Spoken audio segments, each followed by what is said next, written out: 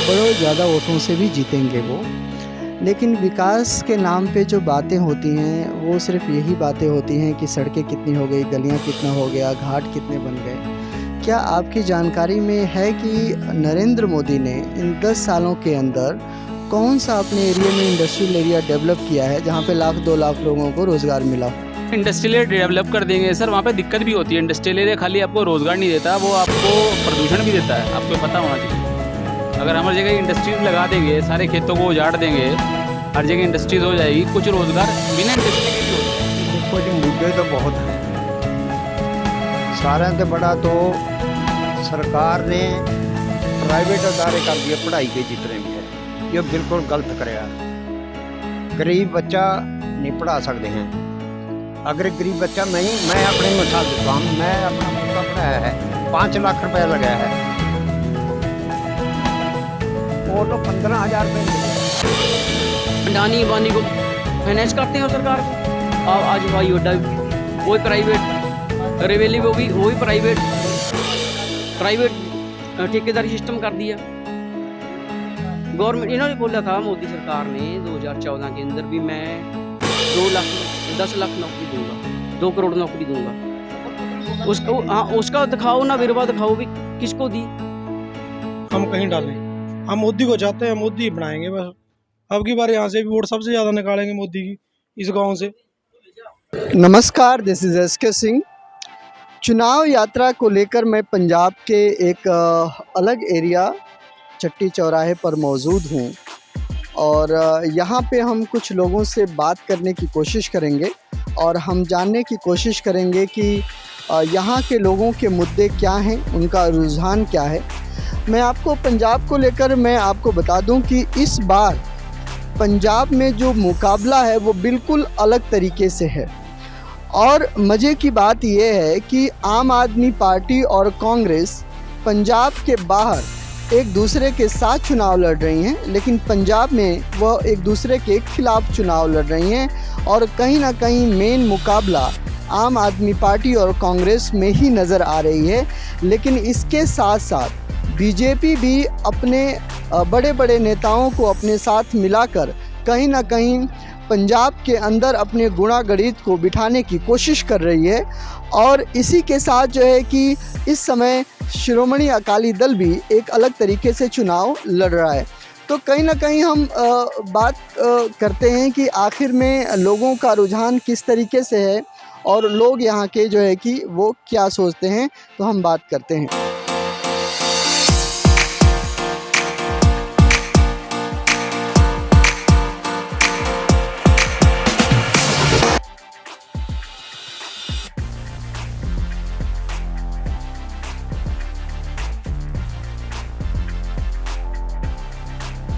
ये हमारा जो है कि गांव है, यहाँ के गांव के एरियाज़ हैं और आप देख सकते हैं कि किस तरीके की दुकानें हैं यहाँ पे और किस तरीके के लोग हैं।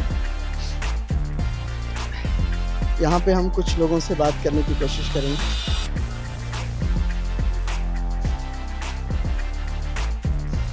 बैठ जाइए सर, थोड़ा सा उधर बैठ। आपका शुभ नाम? मेरा नाम अंकुर जायसवाल। अंकुर जी, हम थोड़ा सा चुनाव को लेके लोगों का थोड़ा सा रुझान जान रहे हैं कि आखिर में जो ये गांव एरिया हैं इसमें लोगों के मुद्दे क्या हैं इस बार 2024 के चुनाव को लेके। देखिए सर, बेसिकली मैं तो यहाँ से हूँ नहीं, इस गांव से मैं हूँ नहीं, मैं तो यहाँ कुछ टाइम के लिए आया हूँ। तो यहाँ तो आप लोकल सिटीजन से बात करें तो ज़्यादा बेटर जवाब देगा आपको। कहाँ रहते हैं हम? मैं यूपी से हूँ। ठीक है, तो आपको क्या लगता है यूपी में आप कहाँ से? मैं सहारनपुर। तो यहाँ पे किस चीज़ में काम करते हैं? हम आउटसोर्स मैन पावर प्रोवाइड करते हैं कंपनी। एक मेरी किसी प्रवासी मजदूर से बात हो रही थी तो वो कह रहे थे कि हमें छोटी छोटी नौकरियों को लेके अपने घर से इतनी दूर रहना पड़ता है, दूसरी जगह रहना पड़ता है, माँ बाप बीवी बच्चों से अलग रहना पड़ता है, ठीक है। और इतने बड़े बड़े नेता वहाँ पे हुए हैं लेकिन वो चीज़ों का हल नहीं कर पा रहे हैं। तो आप इस बात को लेके क्या सोचते हैं? देखो जी, जो कमियां पहले रह गई थी उनको अब धीरे धीरे फुलफिल किया जा रहा है, प्रयास चल रहा है और पहले से सुधार है। जो पहले ज़्यादा अराजकता थी या बेरोज़गारी थी उसमें फ़र्क है, क्योंकि हम खुद कॉन्ट्रैक्टर हैं। जब हम मैन पावर ढूंढने जाते हैं, आदमी ढूंढने जाते हैं, तो आदमी जल्दी से मिलता नहीं है। इसका मतलब बेरोज़गारी कम है। अगर हम मज़दूर को ढूंढने जा रहे हैं ड्यूटी के लिए तो वो मिलता ही नहीं है, मना कर देता है, नहीं मैं तो लगा पाऊँगा। तो कहीं ना कहीं तो रोज़गार हुआ है, प्राइवेट फैक्ट्रियों से भी रोज़गार होता है। ऐसा नहीं कि सभी को गवर्नमेंट जॉब मिल जाएगी, ऐसा नहीं होगा, ना ऐसा हो सकता है, ना कभी पहले ऐसा हुआ है, ना आगे कभी हो पाएगा। अभी क्या है, देखो सर, अगर मैन पावर इधर से उधर आ जा रही है तो कहीं ना कहीं साधन भी हुए हैं। मैं बाइक से सहारनपुर चला जाता हूँ, यहाँ से बद्दी इंडस्ट्रियल एरिया है, वहाँ भी हमारा काफ़ी कॉन्ट्रैक्ट्स हैं। तो बद्दी से मैं बाइक से चला जाता हूँ। इसका मतलब सड़क व्यवस्था सुधरी। मैं थोड़ा सा और इसके बारे में बात करूंगा कि नरेंद्र मोदी का जो गढ़ है वाराणसी, जहां से वो तीसरी बार चुनाव लड़ रहे हैं और बड़े ज़्यादा वोटों से भी जीतेंगे वो, लेकिन विकास के नाम पे जो बातें होती हैं वो सिर्फ यही बातें होती हैं कि सड़कें कितनी हो गई, गलियां कितना हो गया, घाट कितने बन गए। क्या आपकी जानकारी में है कि नरेंद्र मोदी ने इन 10 सालों के अंदर कौन सा अपने एरिया में इंडस्ट्रियल एरिया डेवलप किया है जहाँ पे 1-2 लाख लोगों को रोज़गार मिला हो? सर, इंडस्ट्रियल एरिया तो डेवलप हो ही रहे हैं, तभी तो मजदूर आ रहे हैं। मैं नरेंद्र मोदी के अपने एरिया की बात कर रहा हूँ। देखो, इंडस्ट्रियल एरिया सर कहीं भी डेवलप नहीं हो सकता, उसके लिए मानक होते हैं। यूपी में कहाँ पे डेवलप हुआ है? यूपी में हमारा नोएडा में है इंडस्ट्रियल एरिया नोएडा है। में तो पहले ही था। हाँ, नोएडा मैं में 10 सालों में नहीं हुआ, गाज़ियाबाद में है। हर जगह अगर हम इंडस्ट्रियल एरिया डेवलप कर देंगे सर, वहाँ पे दिक्कत भी होती है। इंडस्ट्रियल एरिया खाली आपको रोज़गार नहीं देता, वो आपको प्रदूषण भी देता है, आपको पता होना चाहिए। अगर हम हर जगह इंडस्ट्रीज़ लगा देंगे, सारे खेतों को उजाड़ देंगे, हर जगह इंडस्ट्रीज़ हो जाएगी। कुछ रोज़गार बिना इंडस्ट्री के भी होते हैं, जरूर थोड़ी फैक्ट्री लगानी है। आप डेयरी फार्म खोल सकते हैं, जो लोग कर रहे हैं। आप जो नेचुरल खाद है केचुए वाली, वो कर सकते हैं। बहुत से ऐसे काम है जो आप नेचर से जुड़े हैं, उनको भी कर सकते हैं और लोग कर रहे हैं। क्या ये तकलीफ़ नहीं है? अगर आप यूपी और बिहार में दोनों को ही साथ में जोड़ लेता हूँ, आप देखेंगे कि इंडस्ट्रियल एरिया के नाम पर या इंडस्ट्रीज़ के नाम पे अगर आप दिल्ली के जो साथ वाले एरिया हैं, चाहे वो नोएडा हो, गाज़ियाबाद हो, सिर्फ वहीं पे कुछ है। अगर आप पूरा, चाहे वो मिडिल यूपी में चले जाएं, आप ईस्ट यूपी में चले जाएं, आप बिहार के कोने में चले जाएं, पूरा एरिया ऐसे खाली है और वहाँ के लोग आज भी गांव के गांव जो है कि वो कोई मुंबई में, कोई दिल्ली में, कोई अहमदाबाद में, कोई सूरत में, इस तरीके से है। तो क्या तकलीफ़ है नहीं क्या? देखो सर, कहीं तकलीफ है तो कहीं उसका फ़ायदा भी है। अगर पॉल्यूशन नहीं है। यूपी और बिहार का आदमी माइग्रेट नहीं करेगा, अब मान लो इंडिया का आदमी कनाडा जा रहा है तो कनाडा वालों को तो उसका फ़ायदा है ना। यूपी और जो इंडिया का आदमी है उसको भी फ़ायदा है, उसको भी ज़्यादा रोज़गार मिल रहा है, तभी गया है ना वो। अगर मान लो माइग्रेशन नहीं होगा तो कैसे काम चलेगा? ये तकलीफ़ इस बात की, मैं ये जो बात कह रहा हूँ, मैं इसलिए ये सवाल कर रहा हूँ क्योंकि आप समझ सकते हैं कि आप एक मज़दूर की कितनी दिहाड़ी होती है। हर स्टेट का अलग अलग रेट है सर। आपकी, जैसे आप कहते हैं कि आप मज़दूर ढूंढने जाते हैं, कितनी मज़दूरी देते हैं आप? 350-400। 400 रुपये, यानी 4×3 12,000 रुपये। घर में एक वाइफ बैठी हो, 2 बच्चे पढ़ाने के लिए हो, 12,000 में वो कौन सा जीवन आप उसको देंगे, ज़रा बताएंगे? देखो सर, डिपेंड करता है मजदूरी की भी। आप डिफरेंशिएट कर सकते हो मजदूरी को। 15,000 रुपये लगा। अगर आप टेक्निकल मजदूर कोई पकड़ोगे, प्लम्बर पकड़ रहे हो, 1,000 रुपये ले जाएगा आपसे। आप कारपेंटर पकड़ रहे हो, 1,000 रुपये ले जाएगा। आप बिल्कुल घास खोदने वाला मजदूर की बात कर रहा हूँ जो 300-400 रुपये लेगा आपसे। अगर आपको टेक्निकल तो होना पड़ेगा ना, अगर आपको अपना लेवल बढ़ाना है सैलरी का। क्यों जी? आप अगर मान लो कोई हलवाई कारीगर पकड़ते हो, 1,000 रुपये लेगा, 2,000 रुपये लेगा। कारपेंटर पकड़ते हो, लेगा। आपको टेक्निकल भी तो होना पड़ेगा, अपना ग्रेड भी तो ऊपर करना पड़ेगा। आपको ऐसे कोई क्यों दे देगा? मैं सिर्फ इसलिए सवाल, क्योंकि आप मज़दूरों से डील करते हैं, तो इसलिए मैं उनकी तकलीफ़ के बारे में आपसे बात कर रहा हूँ। मेरा मानना उस बात को नहीं है। मैं तो ये चाहता हूँ कि क्या वो तकलीफ़ आप तक पहुँचती है क्या, कि अभी महीना पूरा नहीं हुआ, अभी 15 दिन बीते, तब तक मज़दूर के पैसे ख़त्म हो गए और आपसे एडवांस लेने लगे। अभी थोड़ी देर में हमारे मजदूर की छुट्टी होने वाली है, ये हमारे फील्ड में है, ये अभी लेके आएंगे। आते ही सबसे पहले वो क्वार्टर मारेगा, फिर उसका एक क्वार्टर से काम नहीं चलेगा, 2 क्वार्टर मारेगा। तो और सुबह जाते भी बेचैन रहेगा वो। मजदूरों को आप लेने जाओ, दारू पी के लेबर चौक पर जाओ, दारू पी के पड़े रहेंगे, आपके काम पे नहीं जाएंगे। तो अपनी समस्या का कारण आदमी खुद है। सरकार को हम हर चीज़ के लिए दोष नहीं दे सकते, सरकार हर जगह खड़ी नहीं हो सकती, कुछ व्यवस्थाएं हमारे अपने हाथ में हैं। अब मजदूर को सुबह दारू चाहिए, शाम को दारू चाहिए, अभी दिखा देंगे आपको फॉर तो एग्जांपल। फिर उसी मजदूर के लिए मोदी जी 5 किलो अनाज क्यों दे रहे हैं? वो क्वार्टर ही पी रहा है। अब अपनी तरफ से तो कुछ ना कुछ एड देनी पड़ेगी ना, जिसे कम से कम बच्चों को तो ना, बच्चों और बीवी को तकलीफ ना है, बीवी और बच्चों को तकलीफ तो ना है, कुछ तो काम चलेगा। अगर आपको सब फ्री फंड मिल जाएगा तो कैसे काम चलेगा। शुक्रिया। आपका क्या नाम है? अरे आप अपना नाम अरे मैं तो बताइए ना। अरे मैं बाद में करूँगा, पहले ये निकल करो बात, इधर करो। अरे आप बताइए। कोई नहीं मैं भी बैठूंगा। क्या नाम है आपका? बख्शी राम।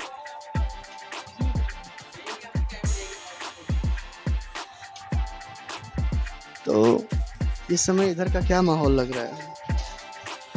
माहौल का तो गुम है, बताना नहीं चाहता कोई भी ज़्यादातर। लोग डर रहे थे, मैं बात कर रहा था, तो लोग पत्ते खोल नहीं रहे हैं। हाँ ठीक है, खोलने भी नहीं हैं बहुत से। चलो पत्ते किसको वोट देना है नहीं देना है वो तो बात की बातें हैं। मुद्दा क्या है लोगों के दिमाग में इसका? देखो जी, मुद्दे तो बहुत हैं। सारे से बड़ा तो सरकार ने प्राइवेट अदारे कर दिए पढ़ाई के जितने भी है, ये बिल्कुल गलत कराया। गरीब बच्चा नहीं पढ़ा सकते हैं। अगर गरीब बच्चा मैं अपने मिसाल देता हूँ, मैं अपना पोता पढ़ाया है, 5 लाख रुपया लगाया है और नो 15,000 रुपये मिल रहा है। आप वाले में आया जी, वो भी अपने दम से सेलेक्ट है। 500 बच्चे वहाँ आए, उसका 25वां नंबर आया। चलो कोई पैसा नहीं लगा, कोई कुछ नहीं लगा है। अज का मैं मतलब सर्विस में रिटायरमेंट होया वा, प्राइवेट अदारे कर दिए सारे, सरकारी अदारा होना चाहिए। मैं तो उरे ते कहूँ जौन से ने 2-4 महीने से चला है, इन्हें बुढ़ापे की का बीमे का 5 लाख का इलाज आ। मैं को 5 लाख दो, उन्होंने सिर्फ पर्ची फ्री कर दो, उसकी 5 रुपए की पर्ची ला दो, वो देगा भी ताकि फायदा भी हुआ उसका। बीमे का क्या फायदा? वो 5 लाख का है, मैं कहूँ 1 लाख रुपये सारे दे दे बुढ़ापे, वो अपनी बच्चा पालागा, बच्चा कुछ ना कुछ कर देगा, उच्चा चक देगा। यह जो मकसद होना चाहिए कुछ।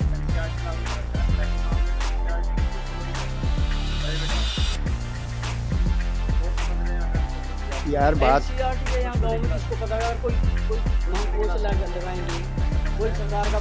काल जब प्राइवेट सारे में ठेका हो रहा, सीटीओ के पीछे ठेका चल रहा है। 5-5 लाख रुपया कनेक्टर से ले रहे हैं। पंजाब में अज तक भर्ती हुई है ना, जो कांस्टेबल की 10,000 रुपये लिया कले थे, कभी कुछ कर। ये तो गरीब आदमी तो मरता जा रहा। गरीब वास्ते सोचना चाहिए सरकार को। प्राइवेट स्कूल सारे खत्म होने चाहिए, सरकारी स्कूल होने चाहिए, सरकारी कॉलेज होने चाहिए, ताकि गरीब बच्चा पढ़ा, हर गरीब यदि तरक्की करेंगे हम। अभी जो सारी बातें हो रही हैं इन 10 सालों के दौरान, क्योंकि रोज़गार का मुद्दा काफ़ी है और जिसके बारे में आप बात कर रहे थे, मैं भी बात कर रहा था कि 15,000 रुपये आप सैलरी की बात कर रहे थे अभी। तो इतनी पढ़ाई के बाद 15,000 रुपये सैलरी और इस तरह के महंगाई का दौर, तो क्या सरकार को ये समझ में नहीं आती क्या बात? सिर्फ जी इन लोगों क्या किसी भी पार्टी का सिर्फ पैसे से ही मतलब है बना, अपना टब्बर पालना, अपना करोड़ों की कोठियाँ में रहना, करोड़ों की नवा गड्डियाँ, हर जगह नाम भी इनके परां जाए, करोड़ों की इनकी आमदन हुआ। क्या ने प्राइवेट सेवा नहीं कर सकते हैं? इतना पैसा इनके पास है, सेवा करनी देश की, ऊँ तो सेवा का नाम है। बिजली पानी इनका फ्री है, बांग्ले इनके फ्री हैं, गड्डियाँ इनकी फ्री हैं, अफसर इनके पास काम कर रहे हैं।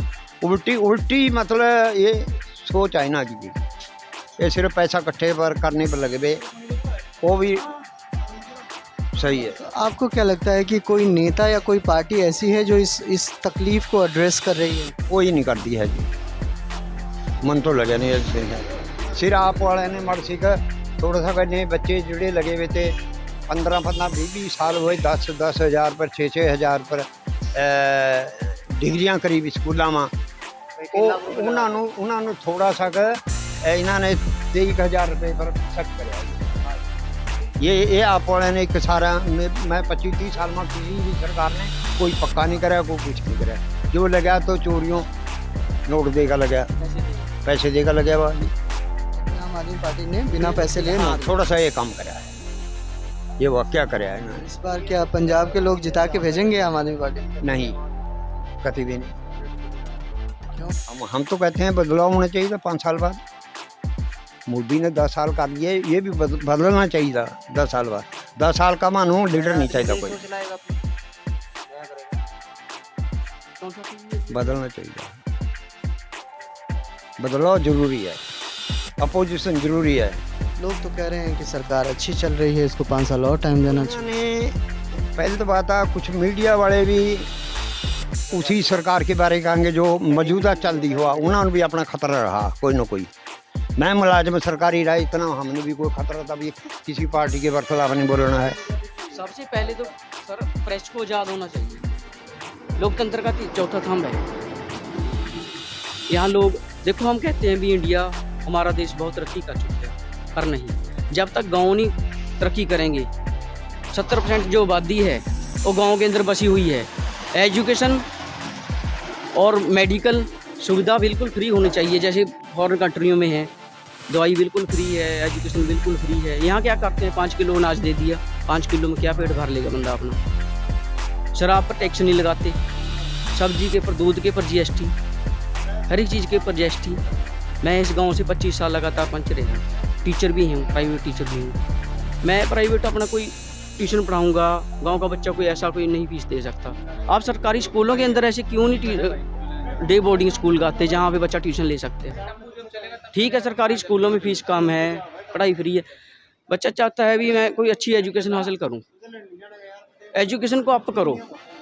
जब लोग पढ़े लिखेंगे, गांव के अंदर तरक्की होगी। अब जैसे आप प्रवासी मजदूर बैठे थे बेचारे अपने, ये कह रहे थे कि सेंटर के सरकार ने यूपी के अंदर ये कराया वो कराया।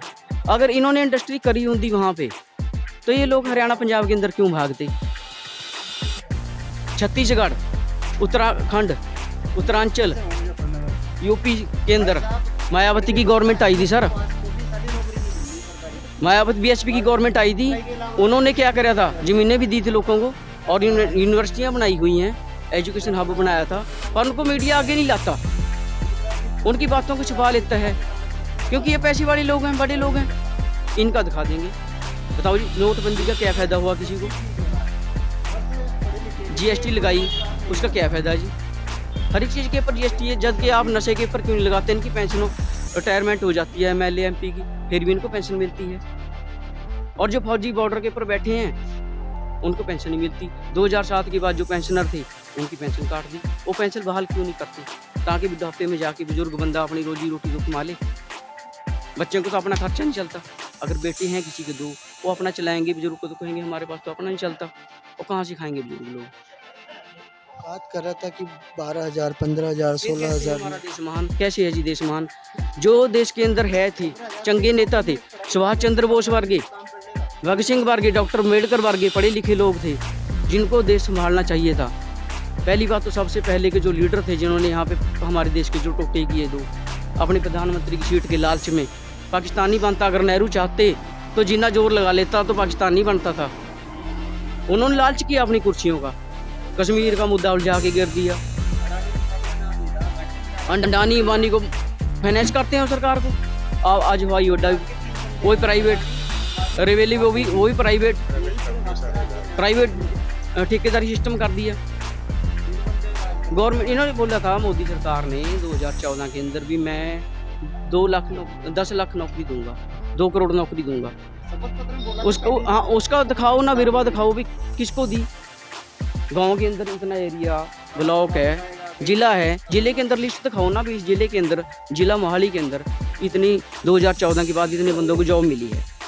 कि तो हम मानते हैं मौका दिया, लोगों ने मौका जरूर दिया, 10 साल दिया, अब नहीं देंगे। तो क्या लगता है कि ये जो सवाल आप कर रहे हैं, मीडिया सत्ता से पूछ रहा है क्या? सत्ता से पूछता है, अगर कोई पूछता है, इनके पास पहले ही तैयार करे हुए होते हैं जवाब। देखो जी, मेरी जो सोच है, गाँव की तरफ ध्यान दो, पछड़े इलाकों की तरफ ध्यान दो। 10 लाख की जब्त कॉलोनी, VIP कल्चर ख़त्म करेंगे। 50-50 फौजी इनके पीछे लगे होते हैं। तहसीलदार जो AC के अंदर बैठे हैं, बड़े बड़े अफसर, उनकी तनख्वाह, उनकी सैलरी 2 लाख रुपये। और जो मजदूर काम करता है, जैसे डाकिया लगा लो या छोटा मोटा वर्कर है, उसकी सैलरी कितनी ज़्यादा से ज़्यादा 15,000। जो जोर का काम करता है, पसीने का काम करता है, और जो 2 लाख रुपये सैलरी करते कुछ नहीं, सैल करने की लाख रुपये उनकी सैलरी है। ठीक है, उन्होंने डिग्रियाँ की, उनको फिर रिश्वत भी लेते हैं वो। 2 लाख रुपये सैलरी वाला बंदा 15,000 कमाने वाले से अगर कहेगा 5,000 रुपये दो, फिर मैं आपका काम करूँगा, इससे ज़्यादा डूब मारने वाली क्या बात। थाने में चल जाओ, बुरा हाल है। कहाँ हमारे देश में तरक्की। मोदी साहब कह रहे हैं भी मैं यो किसान को जो 6,000 रुपये दे बंद नहीं करूँगा। बिजली बोर्ड, ट्रांसपोर्ट, इनके अंदर नौकरियाँ खाली पड़ी हैं, क्यों नहीं भर्ती करते। हमारे बच्चा के, मेरे बच्चा के एक बारी पैसे आए, जमीन मेरे पास है, 3 किले हैं, 5 किले से हक बैठता है, उन्होंने क्यों एक बारी पाकर दोबारा बंद क्यों करे हैं। ये फुट पाओ राज करो भाई, ये भी नीति चल रही है हमारे देश में। ये अंग्रेजों को तो कहते थे। सरकारों का काम नहीं होता धर्म को आगे लेके चलना। इन्होंने क्या किया, जातिवाद, धर्मवाद, जबकि किसी भी राजनीतिक बंदे का सांप्रदायिक दंगे फैलाने, धर्म को बीच में नहीं लेके आना चाहिए। सेंटर के अंदर सरकार किसी की आए, हमें नहीं इस चीज़ की मतलब, चाहे कांग्रेस की आए, चाहे आए मोदी की, पर वो लोग जो आज गांव के अंदर घूम रहे गर्मी के अंदर, उसके बाद क्यों नहीं देखते फिर वो आगे। सर मैं गलत कह रहा हूँ, मैं देखो ये गलत कह रहे हैं मैं। संविधान का मतलब है सबका, विधान का मतलब है कानून, सम का मतलब सब, ठीक है। तो आपको ज़्यादा नॉलेज है, आप मुझे बताओ। सबके लिए कानून। नाई कुमार चोर नाई तो BC क्लास लिखते थे हम, बिल क्यों नहीं लागू हुआ। BC क्लास लिखते थे हम, आज तक हमने BC का सर्टिफिकेट दिया। मेरे बच्चे भी ले रहे। एक दिन रिपोर्ट क्यों नहीं लागू कर रहे। एक दिन मेरे बच्चे ने अप्लाई करना था सरकारी में, वो पापे BC तो है नहीं, OBC बनाती है, तो OBC कहाँ से लेवा हम। माँ भाई हम कुमार रहेंगे, हम BC क्लास के BC रहेंगे। जो OBC मोदी साहब ने बनाई है क्लास, हमने कहाँ से कढ़ी है, हमने कहाँ से नहीं, जब के हम पढ़े लिखे बंदे हैं। दसो इनकी मंडल BC, आप भी पत्रकार हैं, BC क्लास सी पहला, अब कहाँ गई है वो। लड़ाई तो OBC की हो गई है वो वैसी। क्या नाम है आपका। बस OBC के लिए सर मंडल कमीशन रिपोर्ट है, वो क्यों नहीं लागू करते हैं। मोदी आना चाहिए। तो ऐसा क्या अच्छा लगता है मोदी को? दिमाग में पड़े हुआ जी। क्या लगता है अच्छा मोदी के बारे में कुछ। अरे कुछ तो अच्छा लगता है। मोदी आ गया मान जाओ सब ठीक है। अरे मैं वही पूछ रहा, क्यों अच्छा लगता है। डरने का और पोता उससे कर दे। पहली तरीक को कमल का बटन खिला देना, सवेरे 7 दिन जाएगा। क्या नाम है आप। मेरा नाम नवीन कुमार है। तो क्या रोजगार के बारे में आप कुछ कह रहे थे, क्या कहना चाहते हैं। रोजगार के बारे में कह रहे हैं हम कि पढ़े लिखों के लिए हमारे यूपी में दो परीक्षाएं हुई। दोनों परीक्षा पेपर लीक क्यों हो गया, जब इस सरकार ने इतने कड़े शिकंजे कर रखे हैं, सजा बोल रखी है कि 3 साल की सजा भी होगी, फिर भी उनकी सरकार में लीक हो रहा है पेपर। लीक करने वालों का नहीं पता, उनको कोई मतलब उस पर अप्लाई करो ना, मतलब सजा दो ना उनको जो पेपर लीक कर रहे हैं। मोदी जी तो वो योगी जी कह रहे हैं कि हमने पकड़ लिए हैं, अब दोबारा करो। तो सजा दो उनको, पेपर तो कोर्ट देगा। 2021 में वो 2021 या 22 में क्या बोलते हैं, TGT का पेपर भरा, बंदे ने TGT का फॉर्म भरा था, नोटिफिकेशन आया था लेक्चरर का, आज तक उसके लिए कोई आयोग नहीं बना, कोई पेपर नहीं हुआ उसका, आज तक भी कोई भर्ती नहीं हुई। TGT और टेट देखो, टेट 2 साल से अब तक यूपी में नहीं हुआ, यूपी में टेट नहीं हुआ 2 साल से अब तक भी। सरकार कह रही है कि मंदिर बन गया तब तक पूजा पाठ कीजिए। मंदिर में पैसा लगाते रहो, जनता को कुछ ना दो, जनता ऐसे ही घूमती रहेगी, 200-500 रुपये की 400 रुपये की दिहाड़ी करती हुई। पढ़ा लिखा MSc पास वहाँ 400 रुपये की दिहाड़ी कर रहा है यूपी में आधे से ज़्यादा लोग। MSc मैथ से पढ़े हुए और जो MA करे हुए, B.Ed करे हुए बंदे दिहाड़ी कर रहे हैं, बेचारे मजदूरी कर रहे हैं। क्या फायदा है? तो कि जब- सर्वे किया गवर्नमेंट ने? कोई जब- सर्वे नहीं किया उसके लिए। जब सरकार बनी थी तो उन्होंने अपने मुद्दे में रखा था कि हम मंदिर बनाएंगे, 370 हटाएंगे, ठीक है। तो अब उन्होंने कर दिया, उन्होंने तो बेरोजगारी के लिए भी बोला था उन्होंने कि जब से एडवर्टाइजमेंट होगा उससे लेकर ज्वाइनिंग तक की प्रक्रिया 3 महीने के अंदर पूरी हो जाएगी। वो एडवर्टाइजमेंट तो हुआ, पेपर का पता नहीं कि हुआ कि नहीं हुआ। पेपर हुए भी नहीं, बहुत से पेपर हुए नहीं, ठीक है जी। उसके बाद में क्या हुआ कि कोई ब्यौरा दिया ही नहीं गवर्नमेंट ने कि मतलब गवर्नमेंट जॉब मिलनी है नहीं मिलनी। नहीं तो बोला था कि हर एक डिपार्टमेंट में देखा जाएगा कितने बंदे की नीड है, कितने बंदे यहाँ से रिटायर होके जा चुके, उस हिसाब से फिर आगे प्रोसेस में ला के उसको वो दिया जाएगा, क्या बोलते हैं, उसकी वैकेंसी निकाली जाएगी। और वैकेंसी भी नहीं निकल ली। आपको क्या लगता है कि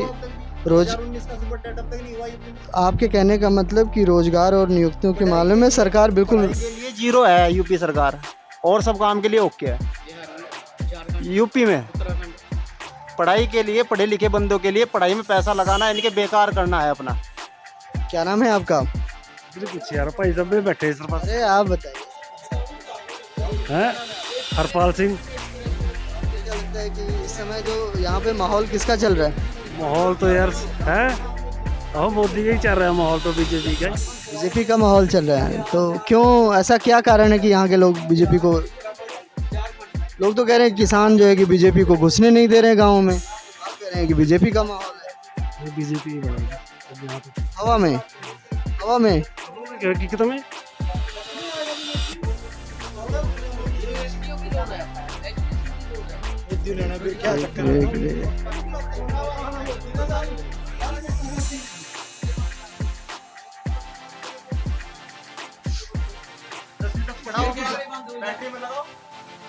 तो क्या इस बार मोदी सरकार जी 400 से पार, अब की बार मोदी सरकार। सर ऐसा क्या कारण है कि मोदी आएंगे? देखो जी, हमारा जो मसला था आज तक किसी ने हल नहीं कर पाए। कांग्रेस को हम शुरू से वोट देते आ रहे हैं, जब से हमारे बाबे परदादे सब शुरू से वोट दे रहे कांग्रेस को। हमारा कोई हल नहीं हुआ जी। हमारा अयोध्या का मसला था, राम मंदिर, इतनी बड़ी महान हस्ती जो परमात्मा, ठीक है जी। अब हमारा मोदी ने हल किया, हम मोदी को ही वोट देंगे। हमारा यही धर्म है, यही कर्म है सब कुछ। इसमें अभी जो 5 साल बीते हैं, 5 साल में यहाँ पे जो है कि वो कांग्रेस के सांसद थे, क्या जो उन्होंने काम किया ठीक किया? सारा कुछ ठीक चल रहा है जी, पर वोट मोदी को मिलेगी, मोदी को बनेगा बस। सेंटर में मोदी नहीं बनेगा। पंजाब में तो लोग गांव में से भगा रहे हैं। नहीं, कौन भगा रहे हैं? हम बूथ लगाएंगे जी, हम अपने गांव में बूथ लगा रहे हैं, कौन भगा रहे हैं? किसान जो किसान का कोई चक्कर नहीं है जी, यहाँ पे कोई दिक्कत थोड़ी। किसान अपनी जगह ठीक है। 5000 लोगों को लगाना पड़ा मोदी की सुरक्षा में इसी पटियाले में। अब आपको खबर होगी समूह से बना रहे, बस इतना पता भी। गुजरात से पुलिस मंगानी पड़ी मोदी की सुरक्षा के लिए। आप कह रहे हैं मोदी आएगी? नहीं, हमारा ही जो देखो जी, हमारा वोट हमारा अधिकार है, हम कहीं डालें। हम मोदी को चाहते हैं, मोदी बनाएंगे बस। अब की बार यहाँ से भी वोट सबसे ज़्यादा निकालेंगे मोदी की, इस गांव से। कोई भी भी साफ है। तो कहीं ना कहीं मुद्दे लोगों के अलग अलग हैं। कोई कांग्रेस के पक्ष में है, कोई रोजगार को लेके त्रस्त है, तो कोई नियुक्तियों को लेके त्रस्त है। कई लोग जो है कि अपने अपने मुद्दों को लेकर जो है कि आगे बात कर रहे हैं। अगर मैं पंजाब की बात करूं तो पंजाब में भी लोग रोजगार को लेके काफ़ी जो है कि बातें हैं, अग्रेशन है, और आने वाले समय में यह मुद्दे किस तरीके से वोट के तौर पे परिवर्तित होंगे ये तो 4 जून को ही पता लगेगा। नमस्कार, जय हिंद।